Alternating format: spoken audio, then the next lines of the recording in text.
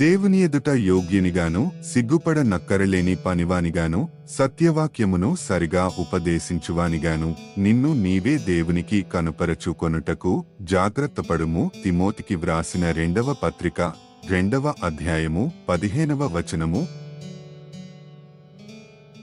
దేవుని ఎదుట యోగ్యునిగాను సిగ్గుపడ నక్కరలేని పనివానిగాను సత్యవాక్యమును సరిగా ఉపదేశించువానిగాను నిన్ను నీవే దేవునికి కనుపరచుకొనుటకు జాగ్రత్తపడుము. తిమోతికి వ్రాసిన 2వ పత్రిక 2వ అధ్యాయము 15వ వచనము. దేవుని ఎదుట యోగ్యునిగాను సిగ్గుపడ నక్కరలేని పనివానిగాను సత్యవాక్యమును సరిగా ఉపదేశించువానిగాను నిన్ను నీవే దేవునికి కనుపరచుకొనుటకు జాగ్రత్తపడుము. తిమోతికి వ్రాసిన 2వ పత్రిక 2వ అధ్యాయము 15వ వచనము.